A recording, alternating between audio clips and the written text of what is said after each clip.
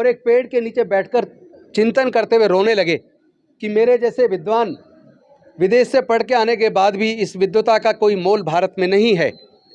और वो पेड़ के नीचे बैठ के रोते हुए उन्होंने उस दिन संकल्प किया। वो दिन था 23 सितंबर 1917। And equality we divorce from fraternity. Without equality, liberty would produce the supremacy of the few over the many. सभी साथियों को नमो बुद्धाय, जय भीम, जय भारत। सबसे पहले तो मैं आप सबको, समस्त देशवासियों को आज संविधान दिवस की शुभकामनाएं देता हूं।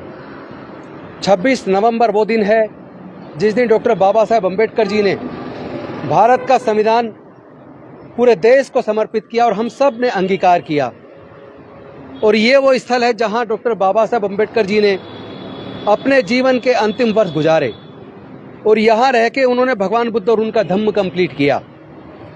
और ये जो जगह है, इसको डॉक्टर बाबा साहेब अम्बेडकर जी के नाम पर राष्ट्रीय स्मारक बनाने का हमने लंबा आंदोलन किया, लंबी लड़ाई लड़ी।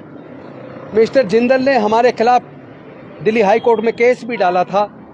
उस कोर्ट के अंदर एक वकील के तौर पर यह केस भी मैंने वहाँ लड़ा और भारत सरकार को मजबूर किया इस स्थान को डॉक्टर बाबा साहेब अम्बेडकर जी के नाम पर राष्ट्रीय स्मारक बनाने के लिए।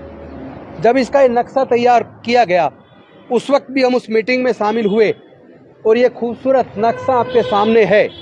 ये आप देख रहे हैं ऊपर, ये पूरा संविधान एक तरीके से खुला हुआ संविधान है और इस संविधान को आप देखेंगे तो लगेगा जैसे कोई पक्षी। बाबा साहेब अम्बेडकर चाहते थे कि भारत की कृषि की जमीन, भारत के सभी संसाधन, भारत की सभी कंपनियां, इनका सबका राष्ट्रीयकरण होना चाहिए। देश ही भारत की संपदा का, भारत की जमीन का, प्राकृतिक संसाधनों का मालिक होना चाहिए। देश ही भारत की इंडस्ट्रीज का मालिक होना चाहिए। सोच के देखो, अगर भारत के संविधान की मूल भावना के हिसाब से, डॉक्टर बाबा साहेब अम्बेडकर के हिसाब से काम हुआ होता तो आज भारत की इंडस्ट्रीज भारत की होती, आज भारत की सारी खेती की जमीन, सारी प्राकृतिक संपदा भारत की होती। भारत की का मतलब हुआ भारत की जनता की होती, भारत तरक्की करता, भारत की जनता तरक्की करती। संसाधनों पे कुछ चंद लोगों का कब्जा हो गया और देश पिछड़ गया। आइए, मैं आप सबको संविधान दिवस की न केवल शुभकामनाएं देता हूँ, बल्कि आज संविधान दिवस के माध्यम से भारत की सरकार को और सारी राज्य सरकारों को ये याद दिलाता हूँ, जब आप निजीकरण करते हैं तो चीज़ें निजी हो जाती हैं, लेकिन जब आप राष्ट्रीयकरण करते हैं तो देश मजबूत हो जाता है। आइए, डॉक्टर बाबा साहेब अम्बेडकर के राष्ट्रीय स्मारक में साथ चलते हैं और वहाँ नमन करते हैं बाबा साहेब को और ये संकल्प लेते हैं कि हम सब लोग मिलकर बाबा साहेब के सपनों का भारत बनाएंगे। चलिए।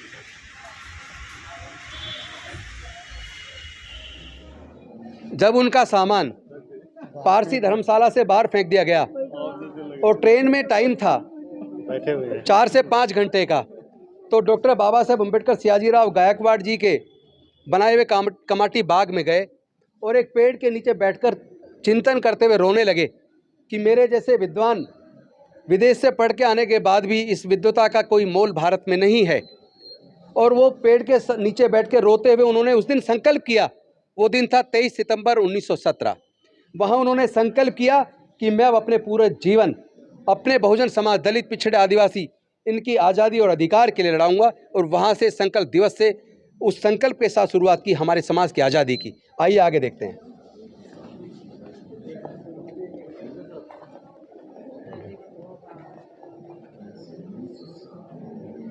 ये देखिए भारत की संविधान की प्रस्तावना, जिसके अंदर पूरा संविधान समाया हुआ है। क्या देश में शासन भारत के संविधान की मूल भावना के हिसाब से, प्रस्तावना के हिसाब से चल रहा है?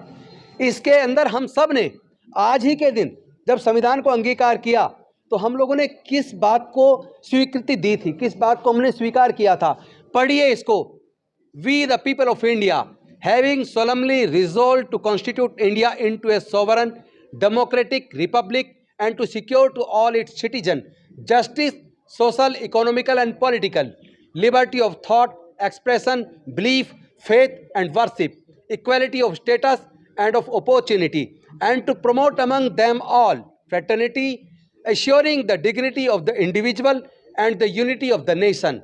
In our Constituent Assembly, this 26th day of November 1949, do hereby adopt, enact and give to ourselves this Constitution. तो जिस दिन हमने इस संविधान को अंगीकार किया था, जो बातें उस दिन हमने कही थी कि सबको न्याय मिले, कौन सा न्याय? सामाजिक, आर्थिक और राजनीतिक। क्या सबको सामाजिक, आर्थिक और राजनीतिक न्याय मिला? नहीं मिला। दूसरा, लिबर्टी ऑफ थॉट, यानी सोचने की आजादी, विचार की आजादी, एक्सप्रेशन, अपने विचार को व्यक्त करने की आजादी, बिलीफ, फेथ एंड वर्शिप। आपको किस में विश्वास रखना है, किस में आस्था रखनी है, किसकी पूजा करनी है, क्या आज ये अधिकार मिला? हम अगर बौद्ध बनना चाहते हैं, कोई इस्लाम स्वीकार करना चाहता है, कोई हिंदू स्वीकार करना चाहता है, कोई ईसाई स्वीकार करना चाहता है, भारत का संविधान सबको इजाजत देता है अपनी अपनी आस्था को मानने की। लेकिन क्या भारत में ये लिबर्टी पूरी तरीके से बरकरार है या इसके ऊपर हमला हो रहा है? और इसके ऊपर देखिए, equality of status and opportunity, क्या स्टेटस और अवसर, इसकी समानता मिल पाई? नहीं मिल पाई। And to promote among them all, क्या प्रमोट करना था? फ्रेटर्निटी, एक तरह से बंधुत्व, भाईचारा। Assuring the dignity of the individual, यानी हर व्यक्ति स्वाभिमान के साथ रहे। And the unity of the nation, और पूरा देश एकजुट रहे। क्या देश एकजुट है? क्या देश में जाति धर्म के नाम पे उन्माद नहीं है? क्या देश को बांटा नहीं जा रहा है? अगर इस तरह देश बटेगा, देश एकजुट नहीं होगा, तो क्या भारत मजबूत होगा? इसका मतलब भारत के संविधान की मूल भावना पर हमला है, भारत के संविधान पर हमला है। माननीय सर्वोच्च न्यायालय के अनेकों जजमेंट है जिसमें फुल बेंच सुप्रीम कोर्ट ने कहा है कि हमें हर हालत में भारत की संविधान की मूल भावना को बचा के रखना है।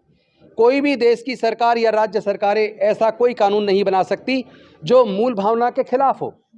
लेकिन आज कई राज्यों ने ऐसे कानून बना दिए कि किसी को किस धर्म के प्रति आस्था रखनी है, धर्म उन्होंने एम्ब्रेस करना, मान लो बुद्धिज्म या कोई और, तो उन्हें डीएम से परमिशन लेनी होगी। भाई संविधान तो कहता सबको अपने अपनी आस्था की आज़ादी है। फिर ये जो राज्य सरकारें कानून बना रही हैं, जबकि माननीय सर्वोच्च न्यायालय का जजमेंट है कि कोई भी स्टेट गवर्नमेंट ऐसा कोई कानून नहीं बना सकती जो हमारे भारत के संविधान को ओवरराइड करे, लेकिन ऐसा हो रहा है। 5 जज बेंच, फुल जज, 13 जज बेंच, उसकी जजमेंट के खिलाफ 3 जज बेंच की जजमेंट आती है और उसको लागू किया जाता है। हम किस दिशा में जा रहे हैं, भारत किस दिशा में जा रहा है, इस पर हमें सोचना होगा। आइए आगे बढ़ते हैं।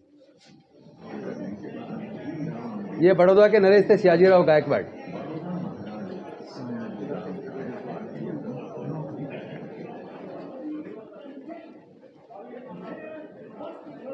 बाबा साहेब ने 4 अखबार निकाले, जिसमें मूकनायक, समता, जनता, प्रबुद्ध भारत, बहिष्कृत भारत। बाद में उन्होंने जनता जो अखबार है उसी का नाम प्रबुद्ध भारत रख दिया था।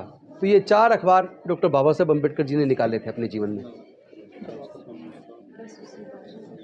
Round table conference and communal award, इसको पढ़ना जानना बेहद जरूरी है कि इसी ने राउंड टेबल कॉन्फ्रेंस के माध्यम से जो 1930, 31, 32 में लंदन में हुई, उसी के माध्यम से डॉक्टर बाबा साहेब अम्बेडकर जी ने हमारे अधिकार सुनिश्चित किए। कम्युनल अवार्ड आया, जिसके खिलाफ गांधी जी अनशन पर बैठ गए, जो हमारे अधिकार ना मिल पाए उसके लिए। अल्टीमेटली उसके बदले में ये पॉलिटिकल रिजर्वेशन, एजुकेशनल इंस्टीट्यूशन में रिजर्वेशन, सरकारी नौकरी में रिजर्वेशन, वो हमें मिला।